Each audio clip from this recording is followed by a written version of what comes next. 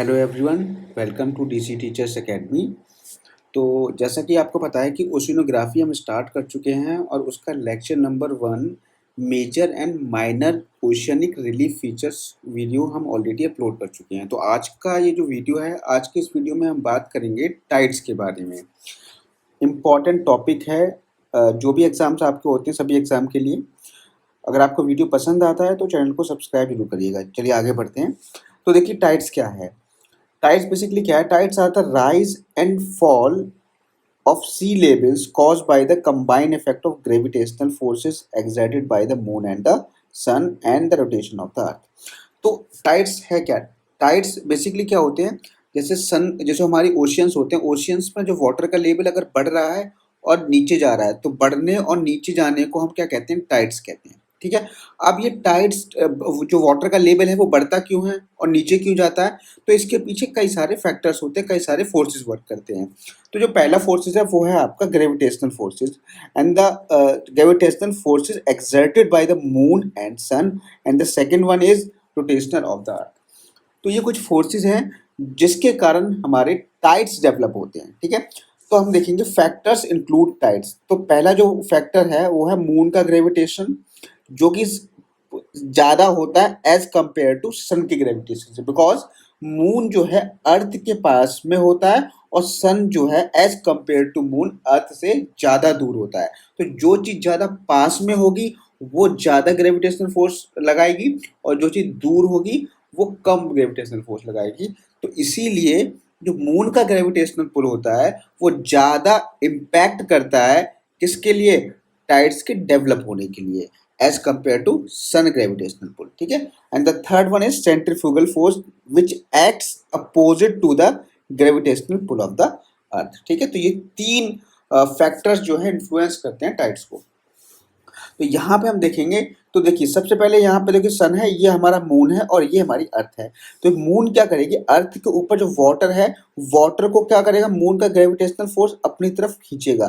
जब अपनी तरफ खींचेगा तो वाटर का एक बल्ज निकल आएगा मून की तरफ। ठीक है। अगेन हम यहाँ पे देखें, और तो यहाँ पे तो ये ग्रेविटेशनल फोर्स वर्क कर रहा है किसका? मून का ग्रेविटेशनल फोर्स वर्क कर रहा है। बट यहाँ पर क्या करेगा? अपोजिट डायरेक्शन में सेंट्रीफ्यूगल फोर्स भी वर्क करेगा, जिससे कि इसकी अपोजिट साइड में भी जो है कहीं ना कहीं जो वाटर होगा वो बल्ज करेगा अपोजिट टू द मून। ठीक है। तो यहाँ पर ये जो कंडीशन है, रिजल्टेंट कंडीशन जो है दोनों की, वो ये बन जाती है कि जो अर्थ के इस तरफ भी बल्ज निकलता है मून की तरफ और मून की अपोजिट साइड में भी क्या निकलता है? बल्ज निकल के आता है। ठीक है।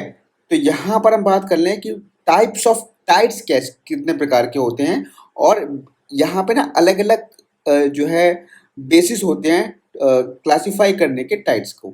तो सबसे पहले हम फ्रिक्वेंसी पे के बेस पर अगर देखें तो पहला जो टाइड होता है उसे वो होता है सेमी डाययूर्नल टाइड। अब देखो सेमी डाययूर्नल टाइड का मतलब क्या है कि दो तो आएंगे हाई टाइड्स और दो आएंगे लो टाइड्स ईच डे। अगर हर एक दिन दो हाई टाइड और दो लो टाइड आ रहे हैं तो ये इसको हम कहते हैं सेमी डाययूर्नल टाइड। ठीक है। The high and low tide in this pattern are approximately the same. मतलब इनकी जो हाइट होती है ना, इनकी जो हाइट होती है, चाहे लो टाइड्स की हाइट ले लो चाहे हाई टाइड्स की हाइट ले लो, उन दोनों की हाइट जो होती है वो सेम होती है। मतलब दो हाई टाइड आएंगे तो जो दोनों हाई टाइड आएंगे उनकी जो हाइट होगी वो सेम होगी, जो दो लो टाइड आएंगे उनकी जो हाइट होगी वो सेम होगी। इसीलिए इसको हम कहते हैं सेमी डाययूर्नल टाइड। अगला जो टाइड आता है वो है डाययूर्नल टाइड। इसमें क्या होगा? एक दिन में one high tide and one low tide in each day. इसको हम कहेंगे डाययूर्नल टाइड। ठीक है। इसमें भी हाइट क्या होगी? इसमें भी जो पैटर्न होगा वो अप्रोक्सीमेटली सेम होगा। ठीक है। मिक्स टाइड में क्या होता है? इसमें जो टाइड्स आते हैं उनकी जो हाइट होती है उनमें क्या होता है? वेरिएशन होता है। ठीक है। इसलिए इसको हम कह देते हैं मिक्स टाइड। और ये सबसे ज़्यादा जो अकर होते हैं west coast of North America में सबसे ज़्यादा इनकी फ्रिक्वेंसी देखी जाती है। तो ये तो थे बेस्ड ऑन फ्रिक्वेंसी।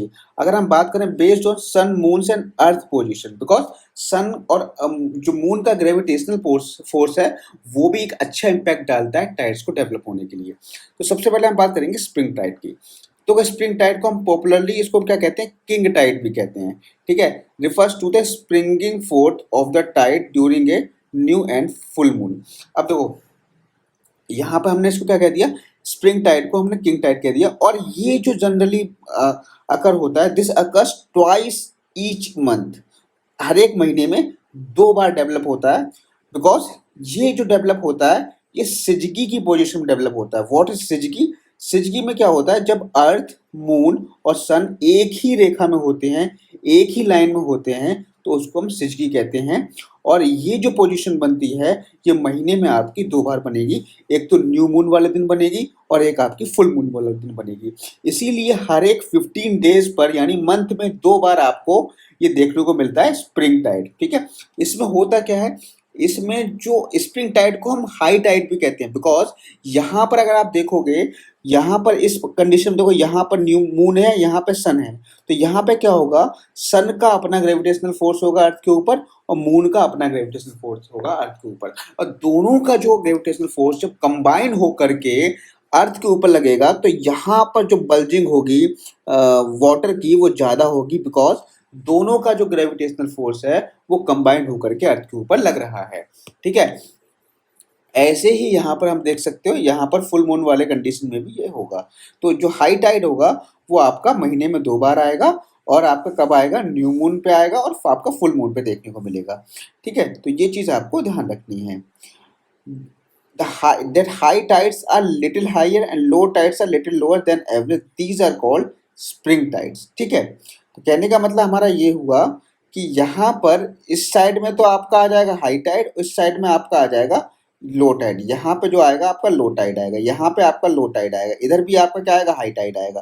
तो यहाँ पे हाई टाइड, यहाँ पे हाई टाइड, यहाँ पे लो टाइड देखने को मिलेगा, यहाँ पर भी आपको लो टाइड देखने को मिलता है। तो यहाँ इसलिए कहते हैं ये हाई टाइड्स जो होते हैं वो लिटिल हायर होते हैं और जो लो टाइड्स होते हैं वो लिटिल लोअर होते हैं एवरेज से, उनको क्या कहते हैं, स्प्रिंग टाइड्स कहते हैं।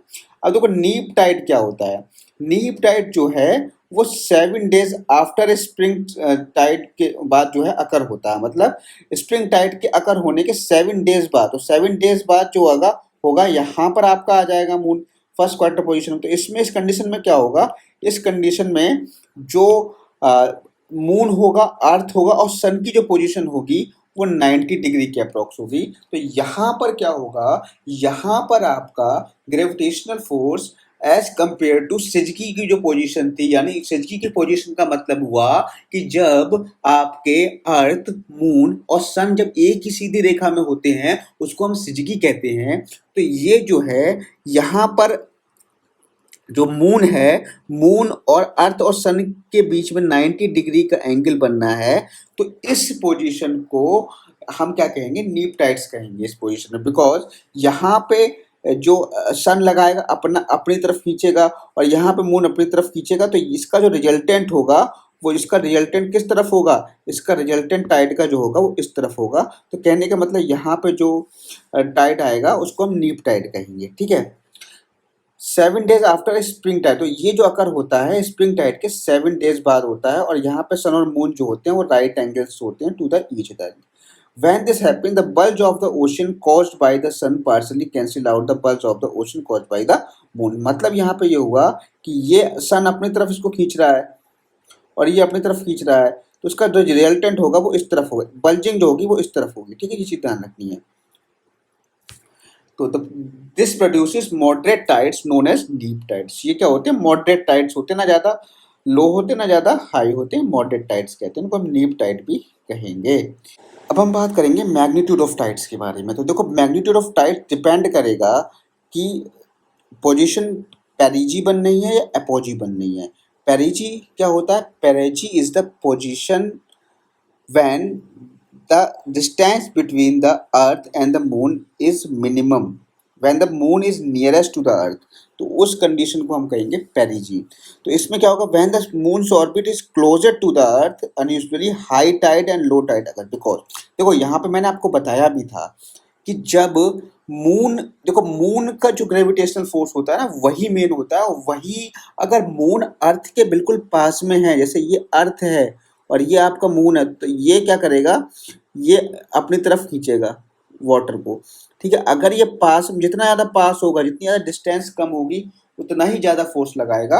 तो यहाँ पर क्या बनेगा, हाई टाइड बनेगा, यहाँ पर और यहाँ पर आपके लो टाइड बनेंगे। इस साइड देखो, यहाँ लो टाइड बनेंगे, यहाँ आपके हाई टाइड बन जाएंगे, ठीक है। आगे हम बढ़ते हैं।